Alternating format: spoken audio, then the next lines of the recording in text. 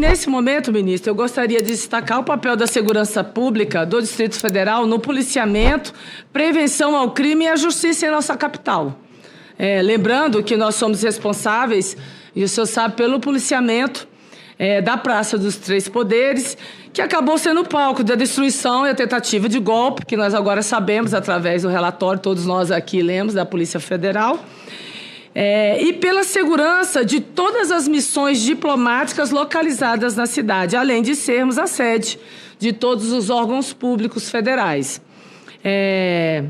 E eu não poderia indagar ao ministro, né, responsável pela justiça e segurança do nosso país, o que o senhor pensa, né, a respeito dessa situação, e eu gostaria de apelar ao Ministério da Justiça, entendendo o trabalho e a importância das nossas forças de segurança aqui no Distrito Federal, para que nos ajude, enquanto Ministério da Justiça, na defesa da integralidade do nosso fundo constitucional, como medida fundamental, eu acho que o senhor acredita nisso, para mantermos a paz, a justiça e a segurança aqui no nosso quadradinho. Queria dizer para Vossa Excelência, respondendo também de forma muito sumária, primeiramente quero parabenizar o trabalho da Polícia Militar do Distrito Federal.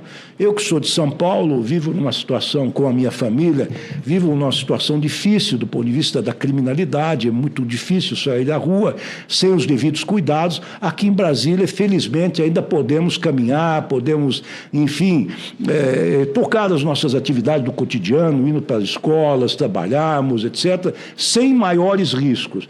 E devo reconhecer que isso se deve graças ao trabalho profícuo da Polícia Civil do Distrito Federal e da Polícia Militar, que merece todos os nossos encômios. Com relação ao fundo constitucional do... É claro, eu quero dizer aqui, nós somos de São Paulo, o doutor Sarrupo também, foi 2 vezes Procurador-Geral de Justiça. Vejo que nós temos uma equipe altamente técnica no nosso Ministério agora. É um Ministério, todo respeito pelos políticos, não tem política do nosso Ministério, tem técnica, tem especialistas. Começar do nosso secretário-geral, que é um pós-doutor em Direito Constitucional, doutora Lilian, que é doutora em Informática, Internet, pela Universidade de São Paulo, por Harvard. Então, nós escolhemos a nata da nata para tocar essas questões. Ministro, há uma percepção generalizada que durante essa gestão do governo Lula, esses temas não têm sido bem tratados. Quem diz não sou eu apenas, mas a população, as pesquisas que têm sido feitas. Indagaria a Vossa Excelência também, Vossa Excelência mencionou aqui rapidamente, mas tem projetos de lei específicos do Ministério da Justiça que já foram encaminhados para enfrentamento da corrupção, do crime organizado no país, desde o início do governo Lula, ou que foram encaminhados durante a sua gestão?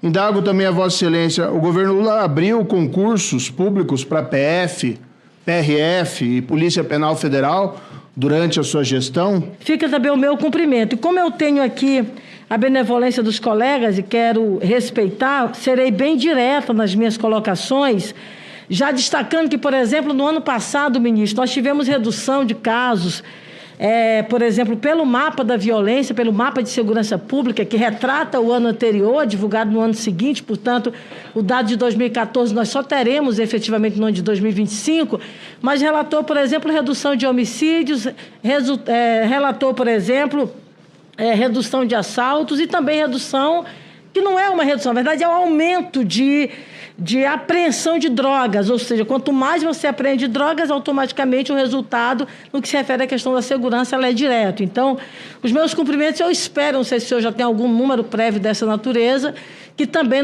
nós tenhamos, na verdade, um acréscimo, não é, desses números agora em 2024, que evidenciará, não há dúvida nenhuma, uma redução da violência como um todo na sociedade brasileira. E já de tabela, com devida vem ao meu querido senador Sérgio Moro, né, dizer o seguinte, que quando a gente fala de constitucionalização, a gente está falando de segurança jurídica, a gente está falando de um elemento que é fundamental, aliás, a Daniela citou muito bem.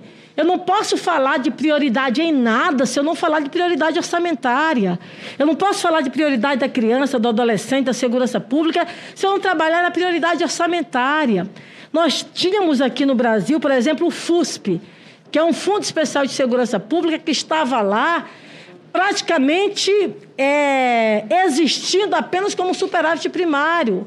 para servir como uma peça para isso. A gente precisa constitucionalizar. A lei acabou de citar, por exemplo, o Fundo Constitucional de Brasília.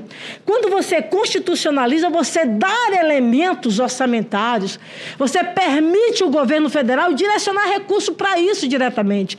E não ficar à mercê de uma busca orçamentária ao longo do ano inteiro.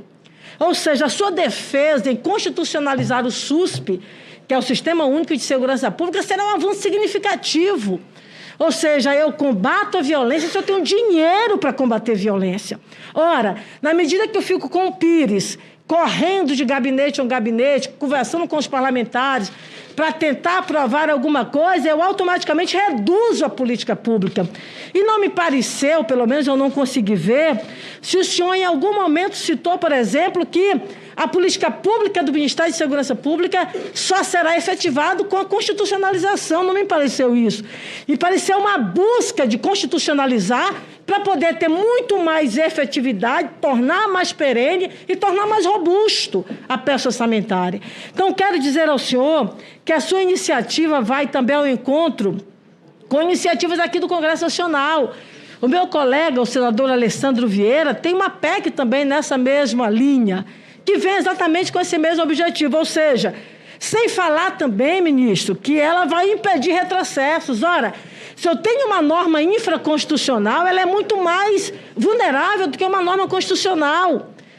Para eu poder mudar uma norma constitucional, eu tenho que criar uma outra norma constitucional, quadro qualificado, uma série de elementos para isso.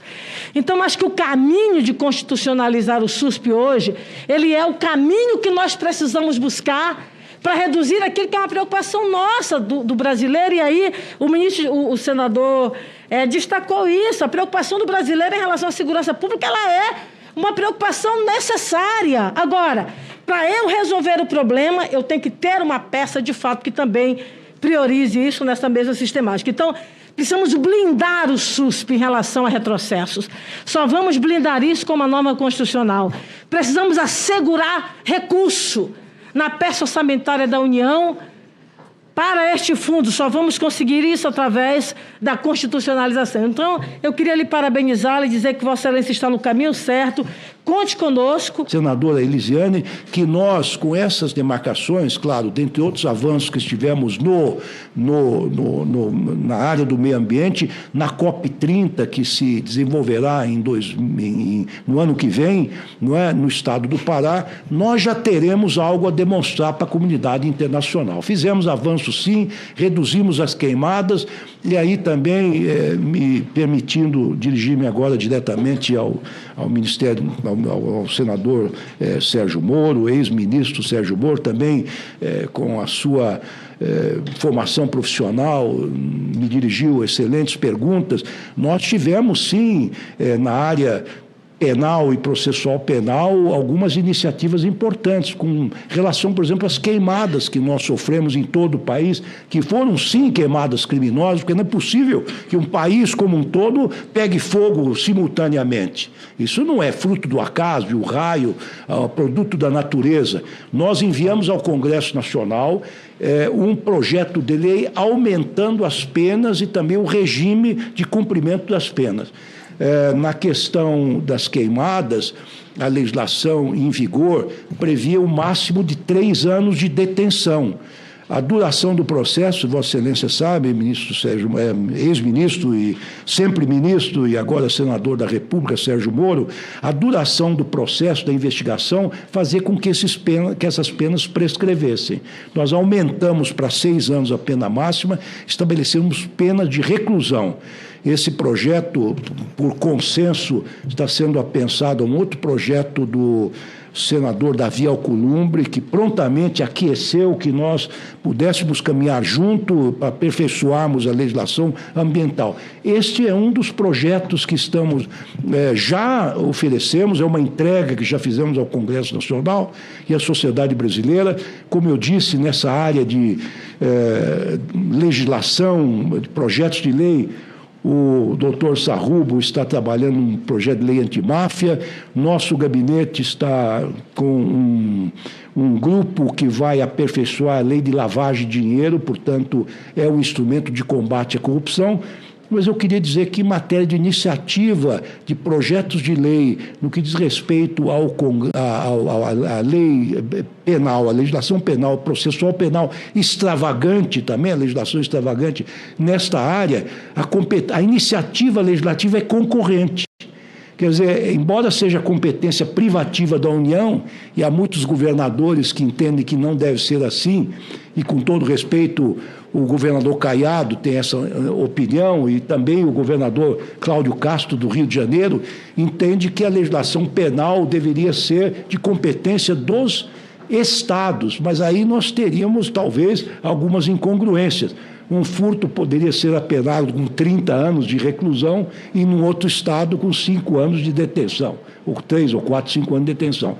Mas, de qualquer maneira, pela Constituição, continua sendo de competência exclusiva da União, mas não significa isto que seja iniciativa privativa do Executivo Federal. Portanto, os senadores e deputados podem trabalhar nessa linha, têm trabalhado, e como eu adiantei na minha fala inicial, nós estamos aqui prontos para sufragar, para acompanhar qualquer projeto que tenha mérito.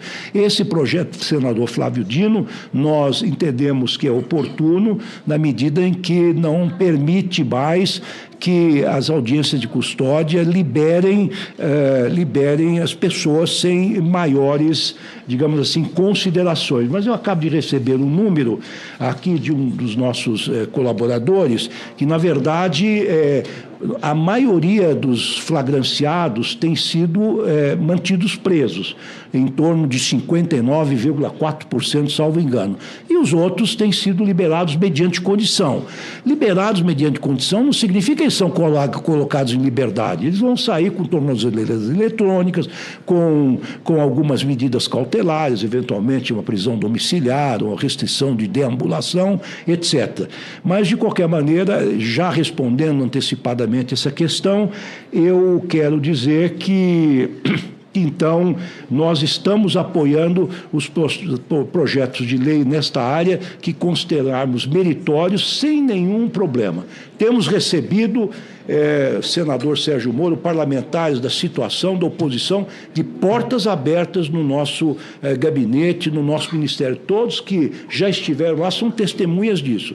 Nós aqui consideramos que o nosso ministério é o ministério de todo o povo brasileiro e de todos os partidos políticos suprapartidários. É claro que temos que seguir a orientação política mais geral do presidente da República, mas estamos abertos a todas as iniciativas, até porque, no que diz respeito ao combate ao crime organizado e à corrupção, que nós não toleramos sob nenhuma forma, nós aqui somos todos aliados. Bom, eu creio que respondi às questões das senhoras senadoras, mas se quiserem depois maiores esclarecimentos, estamos à disposição, portas sempre abertas.